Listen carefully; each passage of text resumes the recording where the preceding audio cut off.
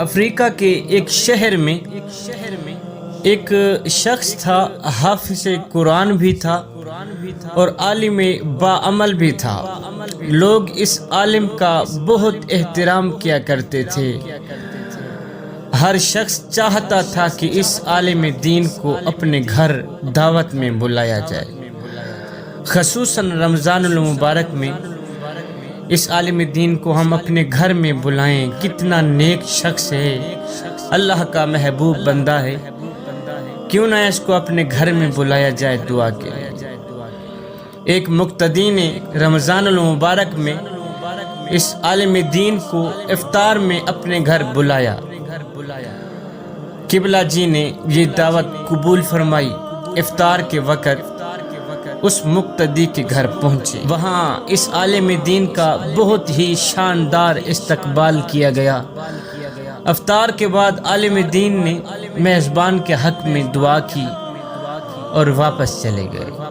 مقتدی کی زوجہ نے عالم کے جانے کے بعد مہمان خانہ کی صفائی ستھرائی کی تو اسے یاد آیا کہ اس نے کچھ رقم مہمان خانہ میں رکھی تھی، لیکن بہت تلاشی کے باوجود بھی وہ رقم نہیں ملی۔ اس نے اپنے شوہر سے پوچھا کہ تم نے وہ رقم اٹھائی ہے یا لی ہے؟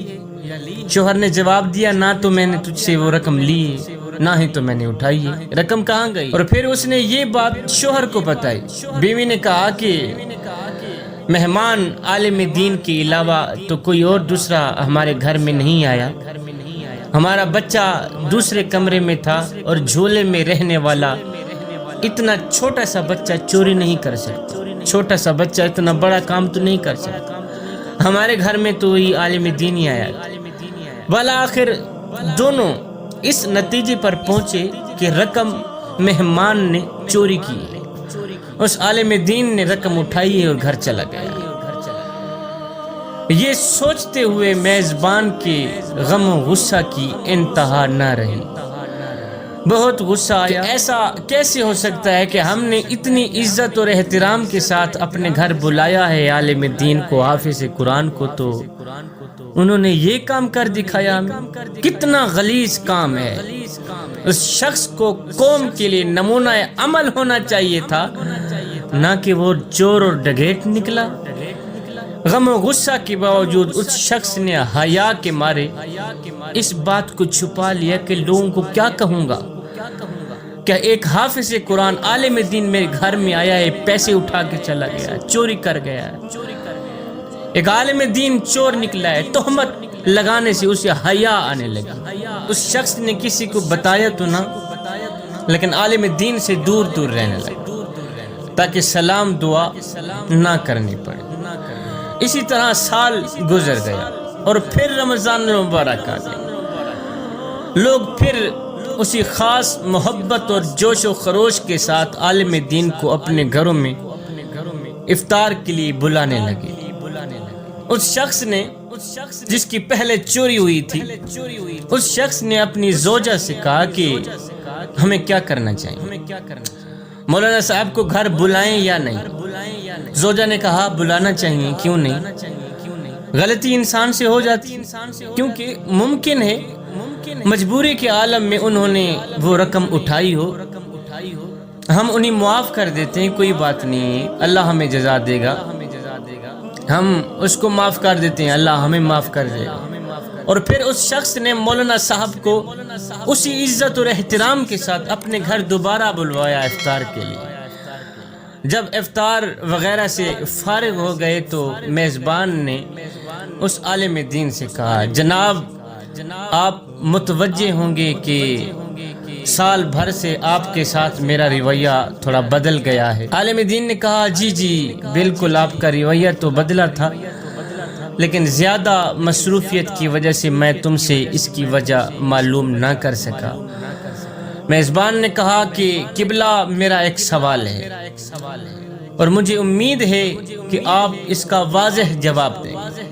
کہا، پچھلے سال رمضان المبارک میں میری زوجہ نے مہمان خانہ میں کچھ رقم رکھی تھی اور پھر وہ رقم اٹھانا بھول گئی، اور آپ کے جانے کے بعد ڈھونڈنے کے باوجود بھی وہ رقم ہمیں نہیں ملی۔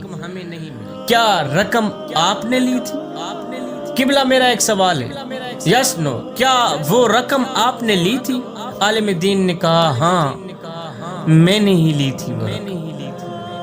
میزبان حیران اور پریشان ہو گئے۔ عالم دین نے اپنی بات جاری رکھتے ہوئے کہا کہ جب میں مہمان خانہ سے جانے لگا تو میں نے دیکھا کہ کاؤنٹر پر پیسے رکھے ہوئے تھے، تیز ہوا چل رہی تھی اور نوٹ ہوا سے ادھر ادھر اڑ رہے تھے، لہٰذا میں نے وہ نوٹ جمع کیے اور میں وہ رقم فرش کے نیچے یا کہیں اور نہیں رکھ سکا، اس لیے کہ ایسا نہ ہو کہ تم وہ رقم ڈھونڈو اور تمہیں نہ ملے، پریشان ہو جاؤ گے۔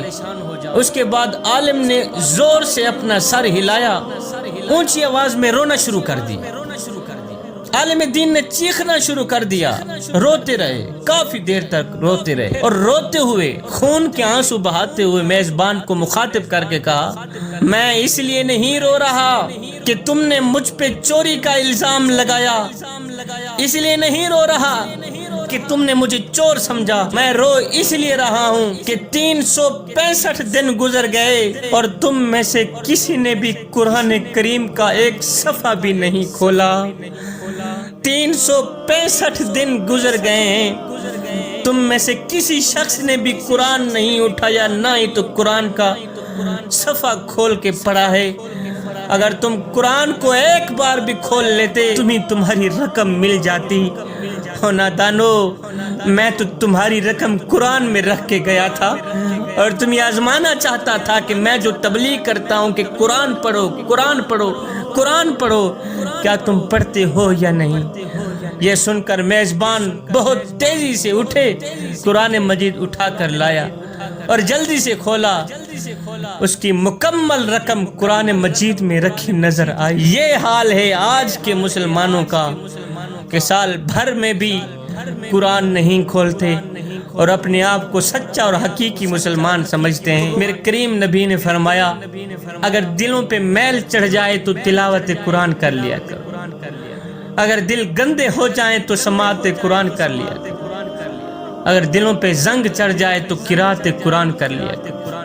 فرمایا، لوگو تم کہتے ہو برتنوں تک ہاتھ پہنچ جاتا ہے، دلوں تک ہاتھ نہیں جاتا، دل کیسے صاف کریں؟ فرمایا، میری امت قرآن کی طاقت کو سمجھ جاؤ۔ فرمایا، جس جگہ مومن کا ہاتھ نہ پہنچے وہاں میں محمد کا قرآن پہنچ جاتا ہے۔ فرمایا، جس جگہ مومن کا ہاتھ نہ جاتا ہو وہاں میں محمد کا قرآن پہنچ جاتا ہے۔